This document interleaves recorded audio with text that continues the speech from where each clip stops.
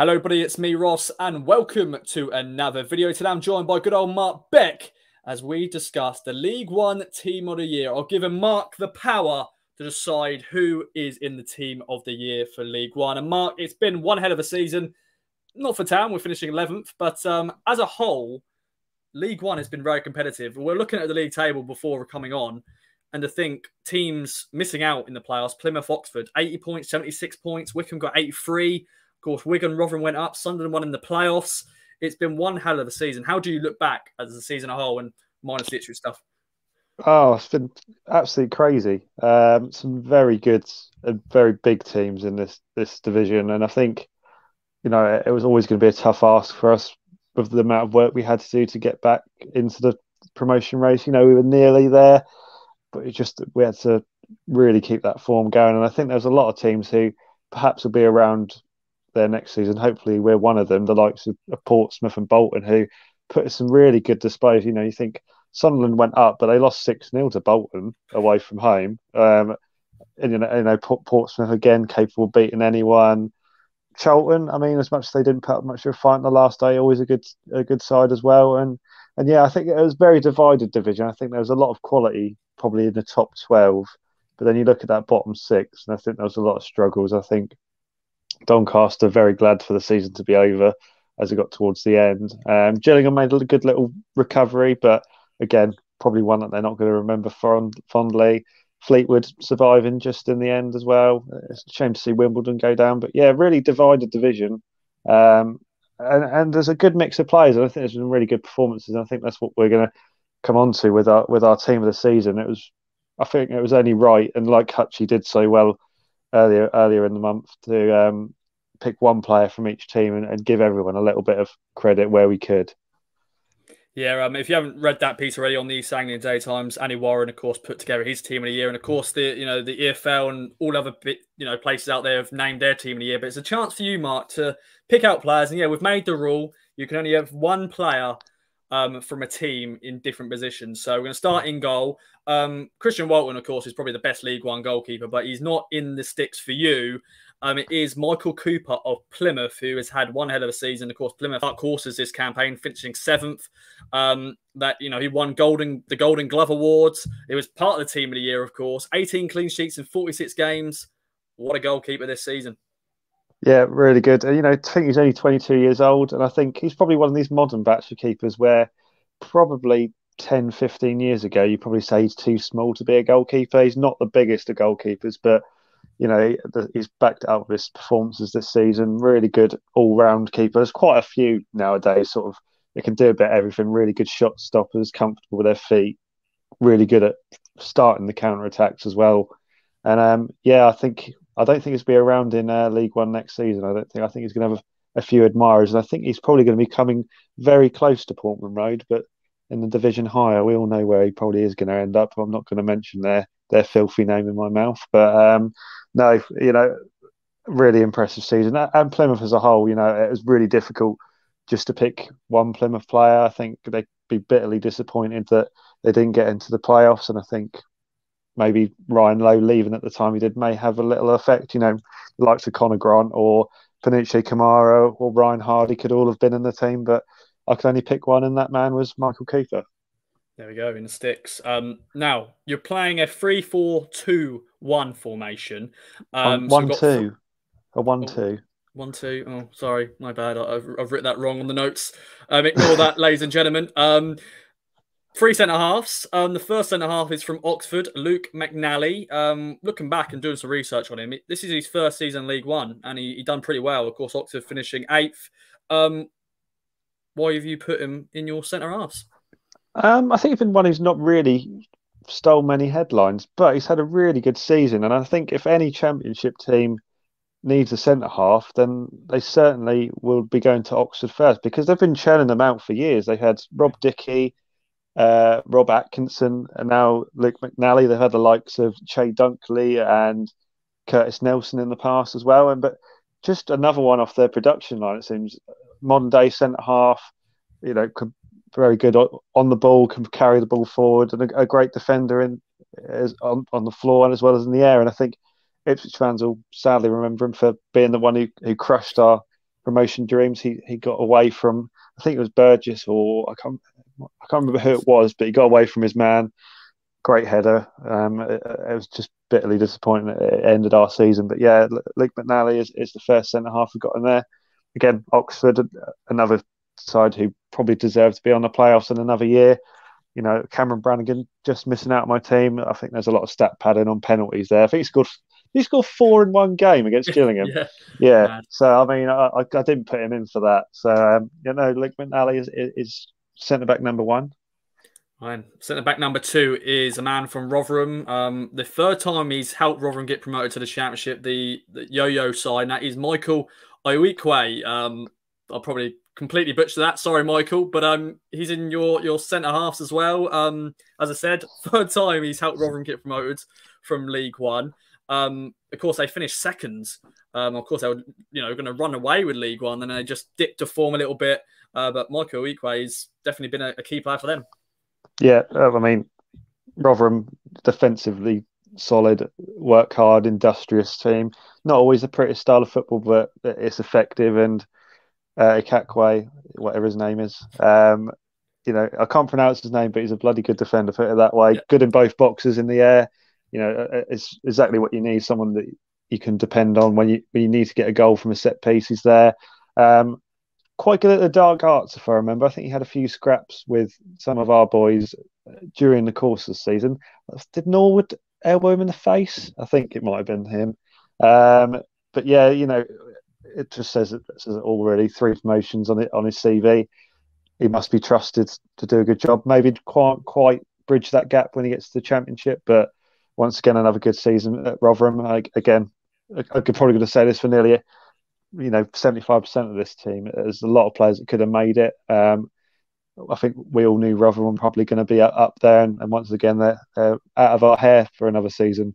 They'll probably be back next year, but hopefully we won't be here to deal with them. Indeed. I just looked quickly now. 33 goals they conceded this season, which is the least amount of goals the team conceded in League One. So yeah, it proved that they are very good defensively. Now the final centre half is Ryan Tafazoli from Wickham. A big player for them. Of course, they lost in the playoff final. He scored in the playoff semi-final. And just bringing back some sort of old memories of Ryan Tafazoli. I knew him from the early days when he's at Mansfield and stuff like that. But I always thought he was a good player. When he played against us, he's always, Wickham, when we played them, they're always they do the dark arts, and they just basically boot upfield and hope for the best. But Wickham, they lost in the playoffs, but he's a decent player. Yeah, I think out of their centre-halves, I think they took a really good step forward with Tafazoli. I think he's a little bit more cultured than what they've had in the past. Still that sort of imposing figure. I think he's about 6'5" or something, as expected. I think they've got it's a bit like the place used to be. I think they've got a minimum height requirement to be a defender at Wickham. But no, next to Anthony Stewart, he's a good partner there. Will he still be there next season? I don't know. I think he could attract some interest. I think he does his own YouTube stuff as well, which again is probably quite good for your club's PR image and stuff. I did enjoy watching the 4-1 defeat to us, which was very good to watch. But no, again, Wickham, a bit like Rotherham, you know exactly what you're going to expect. Defensively solid, and Tafazoli is testament to that. Indeed. Well, let's get into the midfield. And right midfield is the obvious one. And if you had to name an Ipswich player, it was going to be Walton or this man, Wes Burns. What a debut season at Portman Road. New deal, called up for the Wales squad. Won many awards, was in the team of the year for League One as well. 12 goals this campaign. What a season Wes Burns had, Mark. Yeah, I mean, you've said it all there. I think we all... Yeah, well, no, there's so much to say about how good he has been this season, but I think we'd all like to live in his world for a little while. I'd love to be that quick. That would be quite interesting. But no, he's had a terrific, year with us. Probably not ending in terms of an overall objective at the end of the season with what he was expecting. But he's got a new contract out of it, and admiration for the fans. I think he's going to go down as, even for this one season alone, he'll go down as a fan favourite for years to come. Someone who'll be looked back fondly, and he's such a weapon. And I hope he can continue that form next season. I think he'll have a lot of targets on him. People will be trying to shut him down and seeing if they can stop him. But some of the teams this season really struggled to do that, and that's ultimately why we were able to get some really good results. But no, um, you know, I think George Edmondson probably could have also been in there. I think he did tail off a little bit and obviously got injured, which is a bit of a shame. Maybe Sam Morsey. There's probably a couple more midfielders who've had better years than him, but no, like you said, if between him and Walton and Burns is by far our standout player from the season, and quite rightly in our team of the year. Indeed. Now let's talk about centre mids. You've got two centre mids. We're going to start off with a man who shouldn't be playing League One football and will be playing League One football as of this recording. Of course, you never know; anything can happen. Barry Bannon on Sheffield Wednesday, 9 goals, 12 assists. Of course, they lost in the playoff final. What a player though, Barry Bannon. Yeah, he shouldn't be playing League One football, should he? No, it's just ridiculous, really.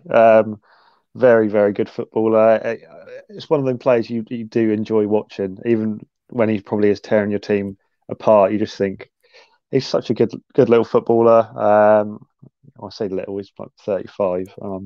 I'm 28, so he's smaller than me anyway. I've got more hair as well, but no, great footballer. I think like I said, one of them players you're happy to watch. Would love to see him at Town at some point in his career. Obviously, I think that ship is well sailed now. But yeah, he'll go down as a Sheffield Wednesday legend, even if their time hasn't been the best when he's been there. He's sort of a talismanic figure that they've got there, and he will be the best player in League One next season as well. He's that good. He's indeed, and now, your next place partner in the midfield is Tom Naylor. And now, Wigan, they won the league title. Will Keane was their top goal scorer. He isn't in your team, so you had to pick Tom Naylor. Now, I'm interested in the reason why you did that. Of course, he signed, it was Pompey's captain, and a fantastic signing for Wigan when he came in. And he's been a great player for them. What's your thinking behind this one, leaving Will Keane out of your team? Difficult decision, obviously, and he quite aptly reminded us of how well he's doing at Wigan down at Portman Road back in April. Was it April? Yeah, it was April, wasn't it? Yeah, for me, Tom Naylor has been one of the best midfielders in League One for some time, alongside Barry Bannon now. And I thought it was a really clever pickup. And what Wigan did really well this summer, I think, was recruit really solid professionals. Max Power arguably is probably a little bit annoyed that I didn't put him in there. His numbers are a little bit better, but I think as a whole, Tom Naylor is that understated presence that you have in your team. He clears up all the dirty stuff, and makes for the likes of Will Keane and Callum Lang and all those ahead of him their lives so much easier. And he's such a great leader. And I know he's not the captain, but it's another leader that they've got in their team. I mean, Jack Watmore is another one I did consider for Wigan, another one who's come from Portsmouth. But no, Tom Naylor, that's kind of a little bit of me that I was like, I really liked him. I would have loved him at Town at some point. But yeah, he's now getting his chance in the Championship. So good luck to him and good luck to Wigan. Indeed. Now, left midfield is, you can sort of say maybe he's a left mid, so it's a left field choice. And that is Sean McConville of Accrington.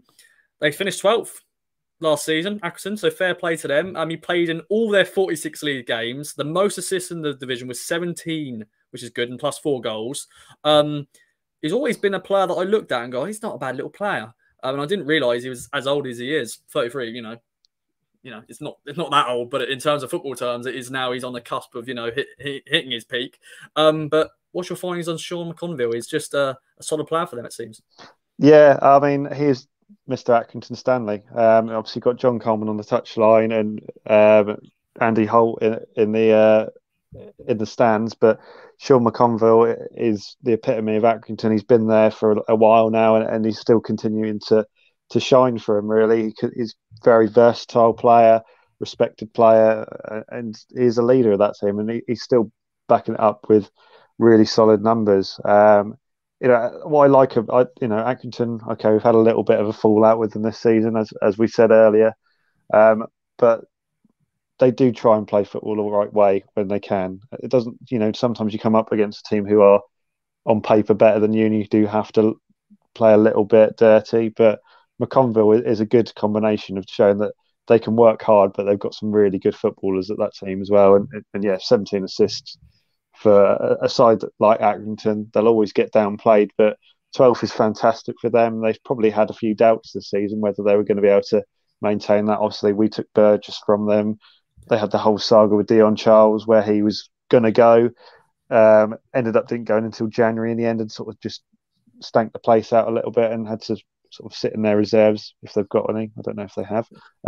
It sort of had to sit out for them, and you thought, I don't know if it's going to quite end as rosy. Maybe they're going to start to be looking over their shoulders a little bit. But no, a really good season for Accrington once again, and they'll be right up there again. And I hope when we go there this time, we can actually win against them. That would make a change, to be fair. Indeed. Now we've got 3 more players, and it's time for the sexy stuff. We've got attacking midfielder, then we've got 2 strikers. Let's get into a man who, well, what a player! And maybe we signed the wrong Scott. We've got Scott Fraser, but MK Dons, Scott Twine. Of course, they lost in the playoffs, but he has been unbelievable. 20 goals, 13 assists in the league, and he's guaranteed to be playing championship football next season. But Scott Twine is on everyone's team because he's just been unreal. Yeah, player of the year. He's just a human highlight reel, isn't he? Like, you just, every time he picks the ball up, you're sort of worried that you probably think you get any space 30 yards from goal, whether that's a set piece or open play, it's probably going to end up in the back of the net, or the keeper's going to have to pull out something magical to stop him, which Christian Walton did up at their place. Really good save. I will give him credit for that. I mean, it's the one that I'm kind of sick of hearing his name now, to be honest, because he's a great player. And like you said, he's probably going to end up in the Championship. Another one who I think could end up in East Anglia, just not with Ipswich. But no, I mean, I don't think signing Scott Fraser was the wrong decision at the time. Scott Twine was okay.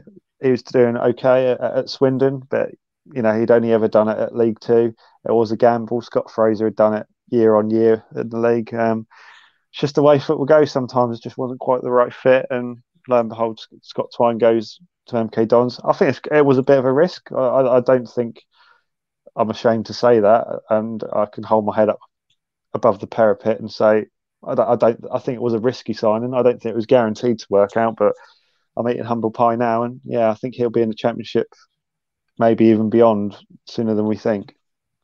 Indeed, yeah. Some of his goals, and even the goal he scored for Swindon against us a few years back, that was one hell of a strike. And yeah, just watch his highlight reel. You'll be insane for a while because there's some absolute crackers in there. Now the 2 strikers, starting off with a man who scored twice against us on the opening day for newly promoted Morecambe.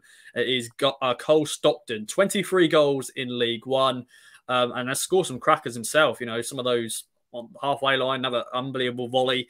But Cole Stockton has been a player that a lot of people have been talking about because he's a striker who scored goals. Yeah, I mean, exactly what's kept Morecambe up, really. Probably all that form at the start of the season. I think he dropped off a little bit towards the end, but he's finally sort of found a home there. I think he's been, I don't know if it's been harsh to say, he's a bit of a journeyman beforehand, not really had the greatest of careers, but he's found a home at Morecambe, and yeah, it's quite enjoyable to watch him because he's not afraid to take a pot shot from anywhere. It's like a bit like Scott Twine, really. It's a bit of a good highlight reel to watch. There's some great goals in there, and yeah, a talisman. There's a fair few of them in this team who've really sort of carried their team to some really good performances, or ended up in promotion. And Stockton's well up there. I know a few have got him on this list. I think he'd probably be a risk for us to take on.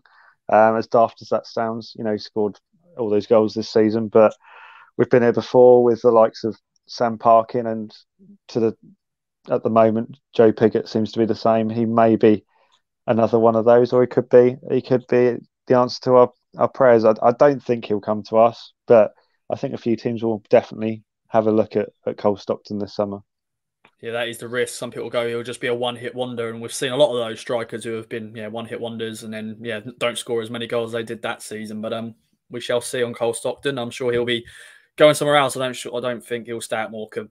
All right then, Mark, we're on to your final man in your 11. It is Ross Stewart, my namesake of Sunderland. Of course, helped them get promoted. They're finally out of League One. Sunderland, of course, scoring at Wembley.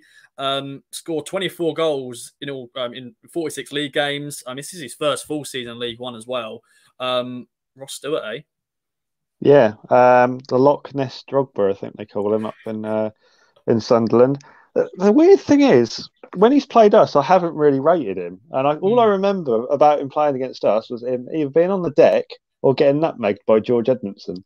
That's all I remember about him. But in other games, he's been unbelievable. Like, it just scores goals for fun. A really weird, it's a bit like me, like just lanky. But he's been really positive, and what Sunderland really needed, I think, in their time in League One, and what we need now is a striker of his calibre, someone who can do a bit of everything. He's a big lad. He can hold the ball up. He's fairly quick for his size as well. He can press really high, fairly comfortable on the ball and knows where the back of the net is, and that's really what we needed. And I think that was probably the missing piece. You look at Sunderland's teams when they've been down here. They obviously lost Josh Madger in the past, but they had the quality. The backbone of the team's fairly consistent, and you got the quality of like McGeady and people like that. They just never had that goal scorer that was quite there. Obviously, they had Charlie White last year, but again, that was his first sort of only goal scoring season. But no, Ross Stewart, he's going to be a championship player and probably well deserving. And best of luck to Sunderland up there. I think they've endured a tough time. They've had all the memes about their Netflix show and that, and hopefully those days are behind them now. And yeah, hopefully we'll be back up and visiting them next season, maybe. Yeah, hopefully. Now, before we get on to your honourable mentions, aka your subs, let's just rattle out the team again. So in goal, Michael Cooper of Plymouth. Then centre backs, Luke Manali of Oxford. Centre back, Michael Iwikwe of Rotherham. And then the final centre back is Ryan Tafazoli of Wickham. Then we've got Wes Burns at right mid, Barry Bannon in centre mid alongside Tom Naylor of Wigan. Then we've got Sean McConville of Accrington Stanley on left mid. Then we've got Scott Twine attacking mid. Then Cole Stockland and Ross Stewart up front. Now, Mark, I've allowed you to have subs, aka your honourable mentions. You have Paddy Lane of Fleetwood, Sean Ragger of Portsmouth, Alfie May of Cheltenham, Dafford Appeline of Bolton, who still scars me from that Bolton defeat at Port Road, and then George Dobson or Charlton. Which out of those players would you want to sort of talk about? Fleetwood don't get a lot of love, and I'm going to give Paddy Lane a bit of love because I think for such a young lad, and Fleetwood, for anyone who's been there, we know how small a club they are. And you don't always associate young players coming through. It's kind of players that are towards the end of the career. Obviously, since Toto and Ellis Harrison go there, Anthony Pilkington and Garner are there. Those sorts of players you kind of associate, players that are sort of going there and adding a bit of experience. But Paddy Lane has been brilliant for them. Really good sort of, I think he plays centre mid or attacking mid, but he's carried them in some really important games and been a really big player for them at such a young age. I think he's got called up to, I think it's Northern Ireland, I think he is. He's one of the islands he plays for. But yeah, I think they'll struggle to keep hold of him, to be honest. I think, again, they might get him for this year. He's got Scott Brown coming in there. So maybe he'll fancy him and give him a little bit of a different role to play, or a more defined role, and he'll go on to have a better year. But again, I think he's someone who could really end up playing higher in divisions. But yeah, it was tough. Of the other ones, that they're all sort of probably worthy of their place in there. And there's players who, like you said, Will Keane, Cameron Brannigan, that we've spoken about, who didn't even make my honourable mentions. It was very tough. And yeah, it is a talented division, and I think it'll be interesting to see, of the names that remain, in the division, how many will be in the team next year. But I think there's such talent in the division that you could see at least 75% of that of the players that are there completely different next year. Indeed, and yeah, it's been one hell of a season in League One. Of course, Town finishing 11th wasn't great, but just seeing League One football, some of the football being played is fantastic. And they call the Championship, it is pretty much the Championship 2.0, because some of the teams just can't believe they're still in the division. Of course, teams coming down as well. Next season is going to be very interesting. Mark, thank you for joining me. Any other business before we wrap up? No, I think that's it. I think I'm looking forward to the new season, and yeah, hopefully when the actual League One team of the season for 2022-2023 will be a sea of blue. Hopefully we'll have many Ipswich players in there, and hopefully we can get a striker in there. That's what we need. We do indeed. Well, it's been a pleasure, my friend. Thanks everybody for watching. Let us know in the comments down below your team of the year. Any other players you think we should have mentioned, let us know, and we'll be back for many more videos soon. So stay tuned. Bye-bye for now. There we go, mate. That is perfect. Gosh.